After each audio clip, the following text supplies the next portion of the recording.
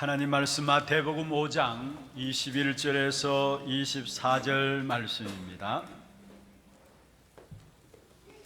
마태복음 5장 21절에서 24절 말씀 교독을 하도록 하겠습니다.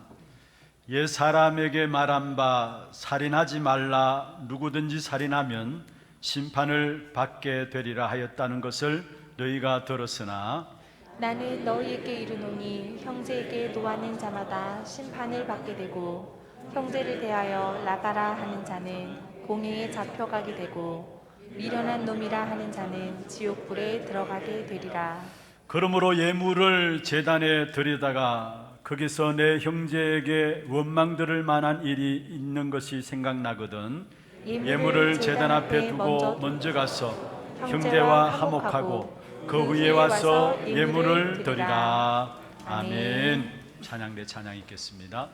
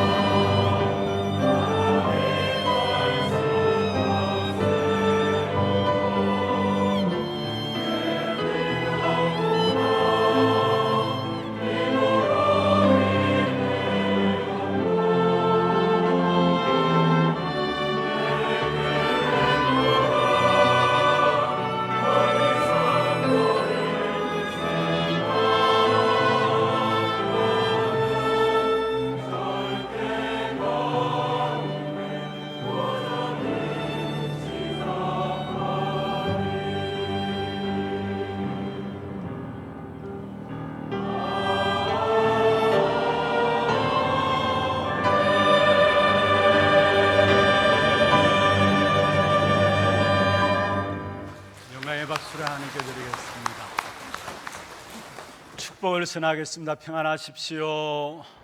당신은 세계살이를 선교사입니다. 나중 영광이 크리라. 흑암과 혼돈과 공허가 가득한 세상 속에 빛 대신 그리스도로 우리 한 사람 한 사람을 교회로 세우셨습니다. 오늘 그 교회의 축복이 회복되는 귀중한 예배가 되기를 주의 이름으로 축원합니다. 오늘 제목을 그리스도가 답이다, 그리스도가 답이다라는 제목으로 함께 말씀을 나누고자 합니다. 먼저 기도를 부탁드립니다. 우리 장로님 기도하셨습니다마는 오늘 우리 교회 여름 행사들을 앞두고 특별히 여러분 교육부서들이 여름에 집중해서 복음 훈련하는 그런 시간들을 앞두고 특별 헌금하는 시간들이 있습니다. 내가 우리 한 교사분을 또 우리 아이들을 식사 한 끼를 대접한다는 이런 마음들을 가지고 많고 적고를 떠나서 모두가 마음의 중심에 담고 기도하면서 함께 인도를 받아주기를 원합니다. 왜냐하면 우리 후대들이 가면 갈수록 정말로 신앙생활하기가 힘들고 믿음 지키기가 힘든 그런 시대를 맞이하고 있습니다. 지금 우리가 현장을 통해서 보고 느끼고 있잖아요. 이런 아이들이 정말로 복음 놓치지 아니하도록, 복음 붙잡은 우리 후대들이 일어나서 한 시대의 재앙의 문제를 해결할 수 있도록 여러분 정말 기도하는 마음을 가지고 함께 헌금에 임해 주시고요. 여러분 드려지는 헌금이 세계 렘넌트 대회와 또 우리 하나교회 자체 안에 하나 렘넌트 대회가 있습니다. 여러 우리 교육부서들이 다 합쳐서 진행되어지는 훈련입니다만은 그 부분을 놓고 쓰여지게 될 것입니다. 진짜 하나님의 인도받는 사람들은 내가 가진 재물 어떻게 어디에 쓸 때 쓸 줄 아는 사람이 하나님의 인도받는 분들입니다. 여러분 정말 중심을 다해서 함께 인도받아 주시고요. 또 기도해 주실 것은 세계 선교 대회가 이번 주간에 진행되어집니다. 많은 여러 가지 환경적인 부분들 속에서 어렵지 않느냐 이런 이야기들이 나왔습니다만은 그러나 이미 우리 국내에 들어와 있는 선교사님들만 해도 100여 분 되고요. 지난 2월 선교대회 한다고 들어왔다가 못 나가신 분들이 있고 코로나 사태로 말미암아 아예 선교 현지에서 철수한 분들도 계시고 그래서 100여 명의 선교사님들이 계십니다. 그래서 또 이 선교 대회를 통해서 내년에 237 나라 빈 곳을 살리는 그 전략을 가지고 시작하는 그런 중요한 시작이 되어지기 때문에 선교 대회를 그대로 온라인으로 타운별로 모여서 진행을 하기로 했습니다. 그래서 많이 모일 수 없으니까 거리 두기가 있기 때문에 많이 모일 수 없으니까 전국의 15개 타운에서 진행되어집니다. 중요한 선교대회입니다. 여러분 우리 모든 선교사님들이 237 나라의 빈 곳을 살리는 그런 시작들이 되어지는 그런 축복의 응답의 자리가 될 수 있도록 여러분 위해서 기도해 주시고 또 실제적으로 하나님의 언약의 백성들이 모여서 기도하게 될 때에 시대마다 그랬어요. 재앙의 역사가 무너졌어요. 그래서 이번 이런 모임들 통해서 코로나 모든 재앙이 무너지는 역사 있기를 여러분 위해서 기도해 주시기를 바랍니다. 그리고 또 WRC 세계 렘넌트 대회도 8월 달에 그대로 지금 타운별로 해서 진행이 되어집니다. 예전 같으면은 한 15,000명 정도 한 자리에 모여서 같이 말씀을 또 나누고 또 우리 아이들의 인턴십 때는 중요한 현장들이 있었습니다만은 올해는 그러지 못해서 메시지만 나눌 수 있는 시간들로서 세계 렘넌트 대회가 마찬가지로 타운별로 진행이 되어집니다. 여러분 위해서 기도하시면서 특별히 우리 후대들을 가슴에 담는 그런 축복의 시간들 되기를 바라고요. 그리고 세계 선교대회에 대한 등록은 내일부터 시작이 됩니다. 우리 교회가 대구의 타운으로 되어 있기 때문에 600명 한계를 가지고 600명까지만 받습니다. 아마 우리 협회 산하에 있는 모든 교회들이 함께 기도하는 시간들이고요.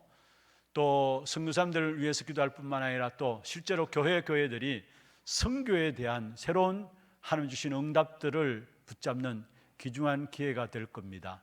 여러분 위해서 특별히 집중해서 오늘부터 함께 인도받아 주시기를 바랍니다. 지금 우리가 산상수훈을 계속해서 살펴보고 있습니다. 산상수훈이라면은 마태복음 5장, 6장, 7장을 일컬어서 산상수훈이라 이야기하죠. 이 산상수훈에서 우리에게 던져지는 메시지는 바리새인 시대가 끝나고 복음 시대가 시작되었다라는 거. 그래서 어떻게 하면은 복음 시대 속에서 우리가 세상을 이길 것인가, 거기에 대한 방법이 마태복음 5장, 6장, 7장에 나오고 있는 것입니다. 여러분, 바리새인 시대가 끝났다. 이 바리새인 시대는 무엇을 말합니까? 하나님 주신 율법의 본질을 다 잊어버리고 사실은 율법의 형식만 가지고 있으면서 다른 사람을 정죄하는 삶의 방식들, 그 시대가 끝났다라는 거예요. 그리고 복음 시대가 왔다라는 거예요. 예수님이 이 땅에 오시면서 선포하셨죠. 회개하라, 천국이 가까이 왔다 말씀했습니다. 천국이 가까이 왔느니라 선포하셨습니다. 그 선포를 시점으로 말미암아 이 땅에 복음 시대가 시작되었습니다. 이 바리새인 시대가 복음 시대와 삶의 부분들 속에는 전혀 맞지 않기 때문에 복음 시대가 선포되었음을 말하면서 우리가 이 세상에 살면서 어떻게 세상을 이길 것인가, 거기에 대한 중요한 비밀들을 산상수훈을 통해서 우리에게 보여주고 있는 것입니다. 그 가운데 특별히 오늘 5장을 지금 우리가 살펴보고, 지난주에 팔복에 대한 부분을 나누고요, 5장을 살펴보고 있는데요, 5장 전체를 살펴보려면 시간들이 너무 많이 필요해요. 사실 팔복에 대해서도 한 가지 복에 대해서 말해도 엄청난 시간들이 소요되죠. 그래서 오늘 이 시간에는 5장 전체에 대한 부분들을 우리가 같이 살펴보면서 중요한 언약들을 잡아야 합니다. 5장에 살펴보면 많은 주제들이 있어요. 그 주제들을 좀 살펴보겠는데요, 그런데 그 많은 주제들을 하나하나 살펴보면 결국은 어떤 결론에 도달하느냐, 우리는 불가능하다는 거예요. 한번 나중에 5장 전체를 한번 읽어보세요. 우리는 불가능하다는 겁니다. 그게 답이에요. 5장을 읽고 나면은 나는 안 되는구나, 나는 불가능한 것이구나, 그러한 답이 내려지게 되죠. 그런데 중요한 것은 불가능하기 때문에 우리는 가능한 겁니다. 왜인 줄 아십니까? 우리 안에 그리스도가 계시기 때문에 절대 불가능이 절대 가능의 축복을 누리게 되어지는 것입니다. 그래서 5장 전체 결론을 한마디로 말하면 오늘 제목입니다. 그리스도가 답이다. 한마디 합시다. 정말 그리스도가 답이다. 이 사실을 붙잡고 이번 한 주간 또 새로운 영적 싸움이 시작되기를 주의 이름으로 축원합니다. 그럼 먼저 1절에서 12절에 보면은 팔복에 대한 부분들 지난주에 우리 살펴보았죠. 첫 번째 복이 뭡니까? 첫 번째 복이 첫 번째 복으로 끝나는 것이 아니라 그게 두 번째, 세 번째, 네 번째 계속해서 8가지 복까지 다 연결된다고 했어요. 그냥 첫 번째 복으로 심령이 가난한 자는 복이 있다, 그걸 삼아 놓은 것이 아니다 했습니다. 여러분, 심령이 가난한 자가 누굽니까? 내 인생 내가 살펴보니까 나는 절대로 가망이 없어요. 절망적일 수밖에 없어요. 그래서 내게는 그리스도가 필요합니다. 이를 일컬어서 심령이 가난한 자다 이야기합니다. 그리스도가 필요한 인생, 그리스도가 필요한 인생임을 아는 사람, 그 사람이 바로 심령이 가난한 자이고 그 사람에게 주어진 축복이 천국이 그들의 것이다 말씀했습니다. 그리고 또 두 번째, 세 번째 쭉 살펴보면 마지막 복이 뭡니까? 의를 위하여 박해를 받는 자는 복이 있나니 천국이 그들의 것이요, 똑같은 말입니다. 천국이 그들의 것이요 또 하늘의 상이 크민이라 말씀했습니다. 여기에 의는 누구를 말합니까? 바로 그리스도 그 자체를 말합니다. 예수 그리스도 그 이름 붙잡고 신앙생활 한다는 그 이유 때문에 핍박받는다면은 그들에겐 천국이 보장되어 있고 그들에게는 하늘의 상급이 준비되어 있음을 말씀하고 있습니다. 처음도 그리스도를 말하고 있고요, 마지막 복도 그리스도를 말하고 있는 것입니다. 그 다음에 두 번째로 오늘 읽지 않았습니다마는 우리가 잘 아는 말씀이죠. 13절에서 16절에 보면은 소금과 빛에 대해서 나옵니다.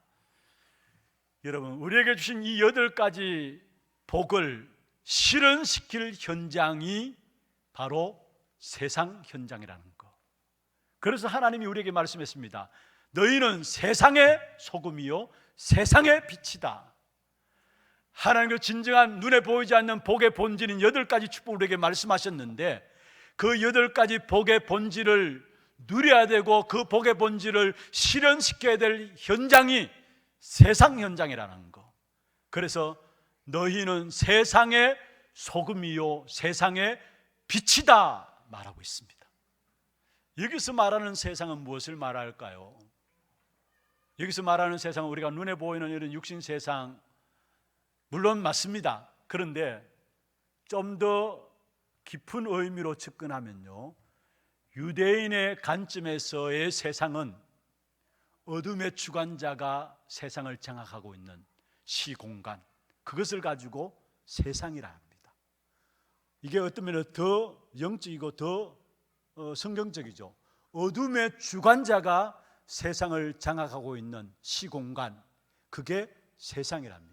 그래서 예수님께서 우리에게 그런 세상에 뭐로요? 소금으로, 그런 세상에 우리를 무엇으로요?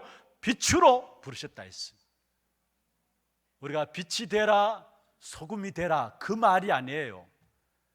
우리를 빛으로 부르셨고 소금으로 부르셨다. 무슨 말입니까? 우리의 정체성이라는 말입니다. 다시 말하면 악한 사단이 주장하고 있는 세상 현장 속에서 너희의 정체성을 가지고 영적인 영향력을 나타내라, 이 말입니다.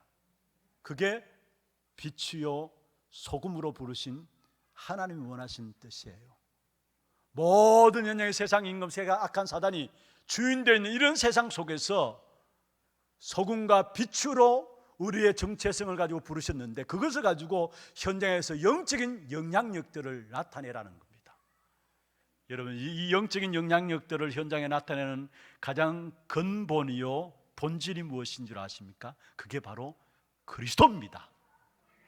그리고 중요한 것은 우리에게 그리스도가 되어지는 만큼, 예수가 그리스도가 되어지는 만큼, 그리스도가 각인되고 뿌리내고 체질되어지는 만큼 소금의 맛이 나게 됩니다. 다시 말하면 창세기 3장 타락하고 부패한 그 현장 속에 그 부패를 막는 소금의 맛이 나게 되어 있어요. 악한 사단이 이 사실을 알고 어떻게 하든지 간에 창세기 3장 문제를 가지고 끝까지 우리를 공격하고 있어요. 다시 말하면 우리의 정체성을 놓쳐버리게 만들면서 거기에 그 속에서 결국은 소금이, 성경에 말씀하고 있죠, 밖에 버려져서 사람들에게 어떻게 된다고요? 밟힌다 했어요. 여러분, 지금 우리 교회 모습들 아닙니까? 참 안타까워요. 세상이 교회를 시시하게 여기고 있고요, 세상이 교회를 우습게 여기고 있고요, 오히려 교회가 필요 없다라고까지 할 정도로 지금 세상이 완전히 사단이 장악하고 있습니다. 왜 그렇습니까? 소금이요 빛으로 부르신 우리의 정체성을 놓쳐버렸기 때문에 지금 모든 교회들이 어려움을 당하고 있는 것입니다. 앞으로 더욱더 어려워질 것입니다. 분명히 성경에 이미 그렇게 예언해 놨어요. 여러분, 분명한 것은 제자들이 이 그리스도의 빛을 받고 그리스도의 소금의 근세를 받은 것입니다. 왜냐?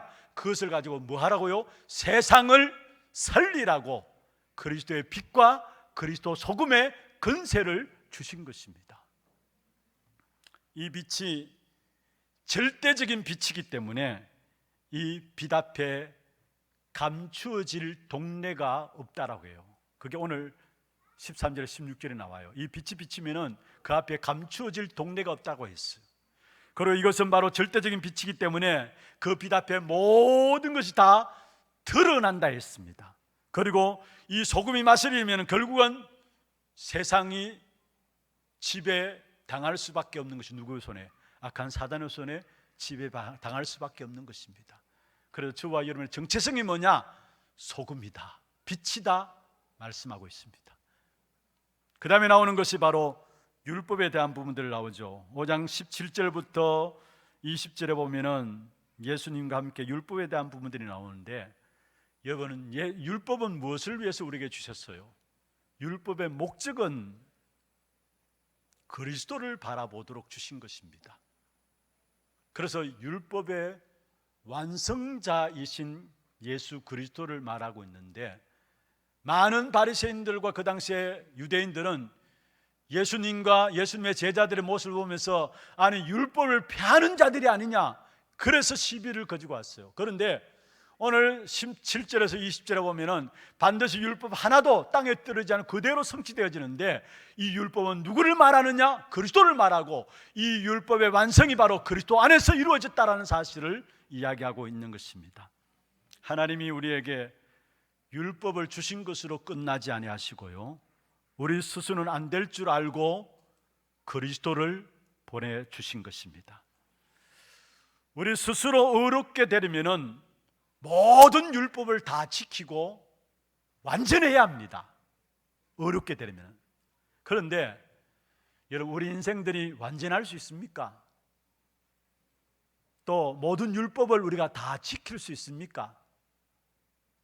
설령 다 지킨다 해도 우리는 하나님 앞에 구원받지 못합니다. 왠 줄 아십니까?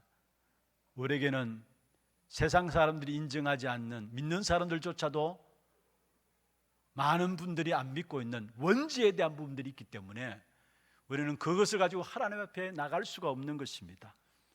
사실은 온전한 인간이 없고요, 율법을 다 지킬 만한 그런 인간도 이 땅에 없는 것입니다. 우리는 율법 아니라 율법을 완성하신 그리스도를 믿는 믿음으로 의롭다 하심을 잃게 되는 것입니다. 그래서 성경에 보면은 하나님의 의가 나타났는데 그 하나님의 의는 바로 그리스도를 믿는 믿음이다 말씀하고 있어요. 우리가 그리스도를 믿는 믿음으로 말미암아 구원받습니다. 여러분, 구원이란 무엇입니까? 하나님을 떠난 인생에 하나님을 만나는 것이 구원이고요, 하나님을 떠난 죄 가운데서 저주와 재앙이 끊임없이 땅에 일어나요. 그 죄의 문제에서 해방받는 것이 바로 구원이고요. 구원이 무엇입니까? 하나님을 떠나게 만들고 죄를 짓게 만든 그 배후에는 악한 사단이 있습니다. 그 사단의 세력 속에서 빠져나오는 것이 바로 구원입니다. 그런데 그것을 우리 인간의 노력으로 될 수 있나요? 아니, 율법을 행함으로 하나님을 만나고 죄 문제 해결을 받고 사단의, 보이지 않는 악한 사단의 손에서 사단의 운명 가운데 빠져나올 수 있습니까? 안 되는 거예요. 그래서 하나님이 하나님의 의로 그리스도를 보내시사 참 왕으로 그리스도께서 오셔서 사단의 머리를 깨뜨려 버리셨고요, 참 선지자로 오셔서 하나님 만나는 길을 여시고 그 그리스도 이름으로 지금 성령이 우리 안에 들어가게 하시는 거예요. 그리고 참 제사장으로 오셔서 우리의 모든 죄로 인한 저주와 재앙의 문제를 십자가에서 다 끝내신 것입니다. 그래서 우리에게 참된 의인은, 하나님의 의인은 그리스도밖에 없는 것입니다. 그래서 예수님이 나는 길이다 말씀하고 있는 것입니다. 나는 길이다 말씀하고 있는 것입니다. 그 다음에 21절부터 26절까지는 화목하는 부분들에 대해서 이야기해요. 그 가운데 또 예배에 대해서 나오고요, 예배에 대한 부분들은 그 다음 두 번째 대지에 제가 말씀을 드리겠습니다만은, 화목하라, 여러분, 어떻게 하면 우리가 화목할 수 있습니까? 사람들과 화목하라 했는데, 특별히 21절에 살인하지 말라, 살인하면 심판을 받게 되리라. 여러분, 꼭 사람을 죽이는 것만 살인이 아니잖아요. 사람에 대해서 미워하는 것, 그런 마음을 가진 그 자체가 이미 살인이라고 이야기하잖아요. 사람을 죽인 것이라 이야기하잖아요. 그럼 어떻게 우리가 이 살인하지 말라 이 말씀을 그대로 행할 수 있습니까? 행할 수 없잖아요. 그런데 율법을 완성하신 그리스도의 능력으로 가능한 것입니다. 율법을 완성하신 그리스도, 그 이름으로 말미암아 성령께서 우리에게 임하심으로 우리는 사람을 대해서 용서가 되고, 사람에 대해서 화해가 되어지고, 사람에 대해서 초월할 수 있는 힘이 그리스도 안에서 나오게 되어지는 것입니다. 그 다음에 오늘 3절 4절에 예배에 대해서 나오고요. 그 다음에 25절에 보면 고발하는 부분에 대해서 나오고, 27절에 보면 간음과 이혼에 대한 부분들 나오고, 33절에 보면 맹세에 대한 부분들 나오고요. 또 38절부터 쭉 보면은 악한 자를 대적하지 말 것을 말했어요. 그 말씀도 한번 보세요, 여러분. 악한 자를 대적하지 말라. 그러면서 누가 네게 오른뺨을 치면은 뭐요? 왼뺨을 돌려대라. 아니, 우리가 지금 세상 속에 맞는 말입니까? 오른뺨을 한 대 치면 10대를 더 들려주는 것이 지금 세상 아닙니까? 그리고 오리를 가자 하는 자에게 뭐요? 심리를 가라 했어요. 도저히 말도 안 되는 소리 같아요. 이게 어떻게 가능합니까? 그리고 겉옷을 달라는 자에게 뭐요? 속옷까지 주라 했어요. 이게 가능할까요? 그러면서 또 오늘 43절부터 보면은 원수를 사랑하라 했습니다. 원수를 사랑하라. 여러분 쭉 읽어보시면은 아마 전혀 진짜 결론적으로 내려지는 것은 나는 전혀 불가능한 것이구나, 이건 내가 도저히 할 수 없는 것이구나, 그런 결론들이 내려지게 되죠. 더더욱이 여러분 5장 마지막 절 48절 한번 보세요. 그러므로 하늘에 계신 너희 아버지의 온전하심과 같이 너희도 뭐하라? 여러분 온전합니까? 하나님의 아버지의 온전하심과 같이 너희도 온전하라. 도저히 불가능한 것을 지금 이야기하고 있는 것입니다.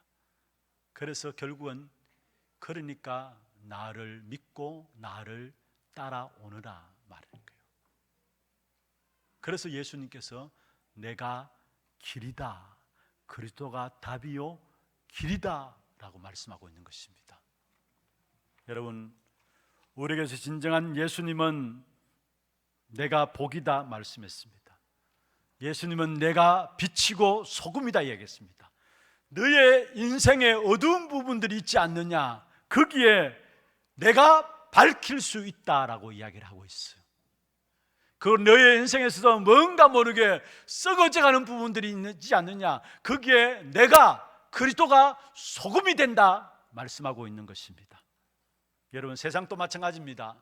세상에 보면요, 창세기 3장과 6장과 11장으로 점점 썩어가고 있는데 누가 고치겠습니까? 그래서 그리스도 외에는 안 되는 것입니다. 나의 마음과 자신과 우리 인생을 바라보면서 오직 정말 여러분 그리스도로 답을 내시기를 주의 이름으로 축원합니다. 그리스도를 답을 내면요, 여러분 있는 자리에 여러분이 세상의 소금이 되고 세상의 빛이 됩니다.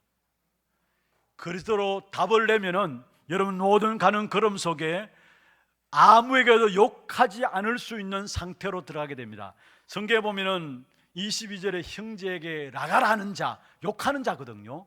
진짜 우리가 그리스도로 답을 내리면은 아무에게도 욕하지 않은 상태로 들어가게 돼요. 그리고 정말로 그리스도를 누리고 그리스도로 답을 내리게 되면은 우리의 마음에 있는 분노와 미움들이 해결됩니다. 오늘 우리가 21절에 읽었죠. 살인하지 말라 했는데 살인은 어디서부터 시작됩니까? 마음에 있는 분노와 미움에서 살인이 나오잖아요. 그런데 진짜 그리스도가 답이 되어지면은 미움과 분노가 해결됩니다. 그리고 그리스도로 답을 얻게 되면은 우리를 불안케 하는 흑암 세력이 꺾여지는 능력들이 나오게 되어 있습니다. 여러분 악한 자를 대적하지 말라 했는데 뭐 어떻게 합니까? 우리가 그리스도로 답을 내리면은 우리를 불안케 하는 흑암의 권세에 꺾여지는 그 능력이 나오게 되어 있는 것입니다. 그리고 우리가 정말 그리스도로 답을 내리면은 여러분 평안과 감사와 용서의 자리에 있을 수 있게 되는 것입니다. 마지막에 43절부터 원수를 사랑하라 했죠. 원수를 사랑하기 위해서는 내 마음에 평안이 있어야 합니다. 내 마음에 용서가 있어야 합니다. 감사가 있어야 합니다. 그렇지 않으면 절대 이 원수를 사랑할 수 없어요. 그런데 진짜 그리스도가 답이다라는 사실을 붙잡고 그리스도를 누리고 있으면은 감사와 함께 용서들, 참된 평안이 있기 때문에 원수를 사랑하게 되어 있다는 사실입니다. 지난 시간에 팔복에 대해서 이야기했죠. 내가 이렇게 하면은 복을 주실 것이다. 조건절이 아니라 했습니다. 이미 복부터 주셨어요. 신앙생활도 마찬가지입니다. 이미 그리스도로 답부터 주셨어요. 그 그리스도를 누리고 그 그리스도를 알고 그 사실을 체험하는 만큼 그게 모든 것 다 따라오게 되는 것입니다.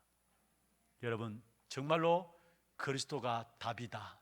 이 사실을 가지고 현장의 모든 문제를 바라보므로 새로운 응답의 문들이 열려지기를 주의 이름으로 축원합니다. 두 번째입니다. 그리스도가 답이라면은 우리에게 가장 중요한 것이 있습니다. 그리스도가 답인 자에게 가장 먼저 회복되어지고 가장 중요한 것이 있다면은 특별히 우리 신앙생활 하면서 정말로 먼저 회복해야 될 부분들이 있다면은 무엇일까요? 그것은 다른 것이 아니라 예배입니다. 정말로 그리스도가 답이라면은 우리는 그리스도 그 이름 붙잡고 가장 먼저 회복해야 될 부분들이 있다면은 예배입니다. 많은 분들이 교회에 와서 신앙생활 하면서도 가인처럼 예배가 빈 곳으로 자리 잡혀 있는 사람들이 있습니다. 여러분 그리스도가 답이라면은 그리스도를 모신 하나님의 자녀에게는 예배는 모든 것입니다. 여러분 예배를 통해서 모든 응답의 문들이 열려지게 돼 있어요. 그게 하나님 주신 축복이에요. 그래서 정말 우리 하나교회 모든 성도들은 예배 하나 성공했는데 그게 모든 응답의 문들이 다 열려지는 이 일에 정인되기를 바랍니다. 특별히 우리 모든 중직자들, 특별히 장로님들 예배 하나 붙잡았는데 그게 하나님께서 모든 축복의 문들을 다 여셨다라는 이 일에 정인되어야 할 겁니다. 하나님이 그렇게 예배를 축복하셨어요. 여러분 우리가 이 땅에 살아가는 동안에 존재 이유가 뭡니까? 하나님의 자녀로서 이 땅에 살아가는 존재 이유가 뭡니까? 무엇 때문에 존재합니까? 성경에서 말씀하고 있어요. 이사야서 43장 21절에 보면 말씀하고 있죠. 이 백성은 내가 나를 위하여 지었나니 나를 찬송하게 하려 하심이라. 내가 나를 위해서 지었는데 왜 지었느냐? 찬송하기 위해서, 예배하기 위해서 지었다고 말씀했습니다. 요한복음 4장 23절 24절이죠. 아버지께 참되게 예배하는 자들은 영과 진리로 예배하시니 아버지께서는 이렇게 예배하는 자들을 찾으시니라. 하나님은 영이시니 예배하는 자가 영과 진리로 예배할지니라. 하나님은 예배하는 자를 찾으신다 말씀했습니다. 여러분 그러면 예배는 뭘까요? 내가 이런 응답을 내가 받아내야 되겠다, 그래서 우리가 예배한다? 아니에요. 여러분 내가 이런 일들이 있어야 되는데 하나님 이거 도와주십시오, 그래서 예배하기 위해서 나온다? 아니에요. 예배란 것은 한마디로 말하면 나를 하나님께 드리는 겁니다. 나를 드리는 것입니다. 여러분 어떤 사람들은 오늘 너무 설교가 좋았습니다, 좋은 메시지였습니다, 그렇게 말씀하시는 분들이 있어요. 그렇게 말씀하시는 그 이유들이 무슨 말인가는 알겠습니다. 그런데 그게 아니에요. 말씀 이전에, 메시지가 좋았다 이전에 나를 하나님께 드리는 것, 그게 예배라는 사실이에요. 마치 창세기 22장에 하나님께서 아브라함에게 내 사랑하는 내 독자 아들 이삭을 바치라 했습니다. 그렇습니다. 이삭을 바치는데 거기에 하나님께서 준비하신 수양의 축복을 주신 것입니다. 이삭을 먼저 드린 것처럼 나를 하나님께 드리는 것, 그게 예배라는 사실입니다. 그래서 우리는 좋은 메시지 듣기 위해서 교회 온 것이 아니고요, 훌륭한 메시지 듣기 위해서 교회를 찾아온 것이 아니라 나를 하나님께 드리기 위해서 나온 것입니다. 그리고 교회 신앙생활하면서 많은 사람들이 하나님의 일을 해야 되겠다 그렇게 이야기를 해요. 물론 좋습니다. 그러면 어떤 것이 하나님의 일입니까? 우리가 전도하는 것이 하나님의 일이에요? 우리가 기도하는 것이 하나님의 일입니까? 말씀이 하나님의 일입니까? 여러분, 진정한 하나님의 일을 하고 싶은 사람들은 예배부터 성공자가 되어야 되는 것입니다. 나 자신부터 하나님께 드려야 되는 것이고, 그 어떤 일 이전에 예배부터 성공자가 되어야 하는 것입니다. 거기에 다른 것은 다 되어지게 되어 있습니다. 그렇잖아요, 여러분. 전능하신 하나님께서 우리 인간의 그 어떤 도움도 필요치 않습니다. 그렇잖아요. 우리가 착각하고 있는데요, 내가 교회를 위해서 뭔가 한다, 하나님의 일을 위해서 내가 뭔가 해야 된다, 그것은 착각입니다. 하나님이 그걸 요구하는 것이 아닙니다. 전능자 하나님이 우리에게 요구하는 것은 예배의 기쁨을 먼저 회복하라는 것입니다. 우리가 예배를 통해 진짜 기쁨과 감사와 감격이 회복되어지면은 다른 것은 다 회복되어지는 것입니다. 그래서 예배부터 되어야 되는데, 이걸 안 되고 내가 교회 앞에 헌신한다, 봉사한다, 그게 바로 바리새 유대인들이 예배에 실패했던 이유입니다. 예배의 본질을 놓쳐버리고 뭔가 하나님을 위해서 뭔가 한다고 헌신하고 봉사하는 것인데, 그게 바리새 유대인들이 실패했던 이유가 그거죠. 그래서 복음을 유대인들이 주었는데, 제일 처음으로 그래서 예배하도록 했는데, 정녕 유대인들은 봉사와 헌신, 이 일에 빠져서 가장 중요한 핵심인 예배를 놓쳐버렸다는 거. 그러니까 이스라엘 백성들이 역사 속에 그런 재앙의 역사 가운데 방황하는 그런 사실들을 우리가 역사를 통해서 보게 되어지는 것입니다. 여러분, 정말로 전도자의 삶을 살고 싶습니까? 그렇다면 예배의 누림부터 되어지는 축복 속에 들어가기를 바랍니다. 임마누엘의 축복이 먼저 누려져야 돼요. 그래서 물론 좋은 메시지다 아니에요. 여러분, 그러면서 예배를 놓쳐버리는 부분들이 있어요. 좋은 메시지를 따라간다고 예배를 놓치는 것이 있는데 아니에요. 예배를 통해서 하나님이 내게 오늘 하나님이 원하시는 메시지가 뭘까? 하나님 내게 주시기를 원하시는 것이 무엇일까? 그 사실을 붙잡는 것, 그 사실을 깨닫는 것, 그게 예배를 통한 하나님의 계획이고 예배를 통한 하나님의 축복입니다. 그래서 중요한 것은 정말 우리의 마음과 중심과 정성을 다해서 예배에 나아야 합니다. 그냥 폼만 예배에 나와서 자리에 앉아 있는 것이 아니라, 자리에 나와서 엉뚱한 생각들로 엉뚱한 자세들로 앉아 있는 것이 아니라, 하나님은 예배를 통해서 우리의 마음과 중심을 다해서 하나님의 귀한 계획들을 붙잡기를 원하는 겁니다. 그래서 그 예배에 성공하게 되면 우리 인생이 성공하는 것이고요, 그리고 우리 자신부터 결국은 예배에 성공하게 되면 거기에서 모든 것들이 풀려지게 되는 것입니다. 그래서 오늘 많은 부분들 가운데서 오늘 저와 여러분 읽은 부분들이 특별히 23절, 24절에 나오는 부분들인데요, 예배에서 놓치기 쉬운 것들을 예수님께 지적했어요. 인간관계, 예배에 대해서 놓치기 쉬운 부분들. 그래서 이 말씀을 잘못 이해하면은 예배보다 형제와 화해하고 와서 예배 드려야 되니까, 그래서 형제와 화해하는 것이 너무 중요하다, 예수님은 그런 의미에서 이 말씀을 주신 것이 아닙니다. 예배의 걸림돌이 되지 않게 하기 위해서 형제와 화해하고 나서 하나님께 예배 드릴 것을 말씀하고 있습니다. 왜냐? 예배는 모든 것이고 예배를 통해서 모든 것들이 다 풀어지기 때문에 그렇습니다. 그래서 우리 인생에 가장 먼저 받을 복은 예배의 축복입니다. 한번 받아합시다. 우리 인생에 더 크게요, 우리 인생에 가장 먼저 받을 복은 예배의 축복이다. 아멘입니까? 여러분, 우리는 예배를 통해서 하나님의 모든 축복을 받는 것입니다. 우리를 하나님의 자녀로 그리스도로 말미암아 불러주셨잖아요. 그러면 하나님의 자녀 우리가 세상 현장에 나가서 세상을 인도하고 세상을 리드하고 세상을 살리기를 원하세요.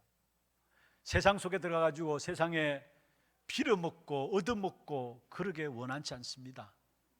그런데 세상을 리드하고 인도하고 살리기를 원하시는데 그 힘들이 어디서 오느냐? 예배를 통해서 주어지게 되어 있어요. 여러분 자녀들이 여러분 가진 재산들이 있는데도 불구하고 밖에 나가서 얻어먹고 빌어먹는다. 그거는 여러분을 욕보이는 것이죠. 그렇잖아요. 그런데 그렇게 살아가는 사람들이 많이 있어요.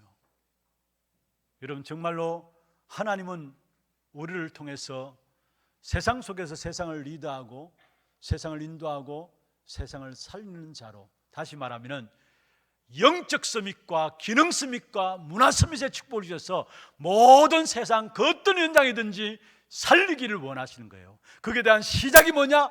예배로부터 시작되는 것이고 하나님이 이것을 가장 먼저 우리에게 요구하고 있다는 사실이에요. 말씀을 맺겠습니다. 시편 100편 4절에 보면은 감사함으로 그의 문에 들어가며 찬송함으로 그의 궁정에 들어가서 그에게 감사하며 그 이름을 송축할지어다.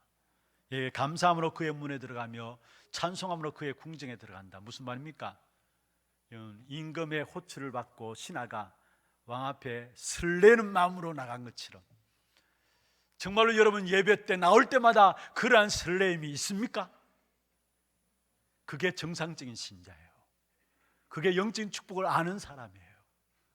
여러분 우리가 좋아하는 사람 있고 사랑하는 사람 있으면은 늘 카톡 보내고요, 어떻든지 뭘 이야기하고 싶잖아요. 그리고 약속을 잡아놓으면은 마음이 아직 날짜도 오지 않았는데 기다려주고 설레잖아요. 예배에 나오면서 우리의 설렘이 없다, 영적으로 병든 겁니다. 하나님은 예배를 통해서 모든 축복들을 다 풀어나가시게 되어 있어요. 우리 인생에 있어서. 이 자리에 앉아 계십니다마는 어떤 분은 가정에서 교회 나가지 못하게 하는 그 이유들 때문에 처음 신앙생활 말씀에 대한 갈급함이 있는데 예배는 드려야 되겠다 싶어가지고 인터넷을 틀어놓고 거기에 메시지를 적어가면서 그래서 말씀의 인도를 받고 나왔어요. 얼마 전에도 우리 집사님 한 분이 저한테 와서 가정의 이야기를 하면서 저는 이 복음이 너무 좋고 말씀을 들을 때마다 힘이 나는데 이 교회를 떠날 수 없는데 주위에 가장 가까이 있는 이해해 줘야 될 남편이 이해해 주지 못하고 참 너무나 힘들고 어렵습니다. 그런 분들이 이 자리에 계세요. 여러분 예배에 성공하게 될 때 모든 것 다 풀어집니다. 특별히 가면 갈수록 악한 사단으로 말미암아 지금 일어나는 일들 보세요. 어떻든지 예배에 대해서 놓쳐버리게 하는 것이 지금 사단의 전략이에요. 우리가 마음껏 찬송할 수 있어야 되잖아요. 마음껏 기도할 수 있어야 되잖아요. 하나님의 자녀라면. 오늘 아침에도 저는 참 답답하더라고요. 왜 이런 부분들이 지금 우리 교회 속에 오게 됐는가? 뭐 거리를 유지해야 한다. 물론 해야죠. 국가 정책에 따라서 더 확산되지 않기 위해서 물론 필요합니다. 근데 해도 너무한 것이 아닌가 이런 마음들 들고 마음이 답답해요. 진짜 마음껏 예배드리고 마음껏 찬양하고 하나님께 나가면 그게 결국 이 시대의 재앙을 막고 이 나라를 살리는 일인데 불신자들은 그걸 모르는 것이죠. 사실은 여러분 성경에 보십시오. 사무엘이 번제 드릴 때에 그 땅에 임하는 재앙의 문제가 끝났어요. 다윗도 하나님께 제사함으로 나갈 때에 그 시대의 재앙의 문제가 무너진 거예요. 여러분 정말로 세상이 어떻게 변하든지 간에 저와 여러분에게 있어 놓치지 말아야 할 때 것이라면 하나님이 우리에게 주신 축복된 예배 놓치지 말기를 주의 이름으로 축원합니다. 하나님 감사합니다. 재앙의 시대 속에서 가장 교회에 대해서 공격하고 예배에 대해서 공격하는 이러한 시대에 우리는 이 땅에 재앙이 무엇 때문에 오는지를 이유를 알고 최종들이 예배를 회복하기를 원합니다. 주의 종들 통해서 정말로 하나님이 이 땅의 재앙의 문제를 해결하는 이 일에 주역들로 쓰임받을 수 있도록 축복하여 주옵시고, 또 이 땅의 모든 일들 결국은 우리로서는 안 되는 걸 알고 정말로 그리스도가 답인 부분들을 붙잡고 모든 현장에서 승리하는 귀한 축복이 있도록 역사하여 주옵소서. 예배 통해서도 오직 그리스도만 붙잡도록 주는 주의 백성들에게 은혜 주옵소서. 살아계신 우리 구주 예수 그리스도의 이름으로 감사하며 기도드리옵나이다. 아멘. 지금은 우리 인생의 모든 문제를 해결하신 주 예수 그리스도의 은혜와 하나님 아버지의 말로 닿을 수 없는 사랑하심과 성령님의 내주인도 역사 충만하심이 답으로 주신 그리스도를 붙잡고 모든 현장을 살리는 주역으로 쓰임받기를 원하는 사랑하는 주의 종들 머리 위에, 이들의 가정과 산업과 자녀손들 위에, 모든 선교 현장과 지교회와 몸된 교회 위에 지금부터 영원토록 항상 함께 있을지어다. 아멘.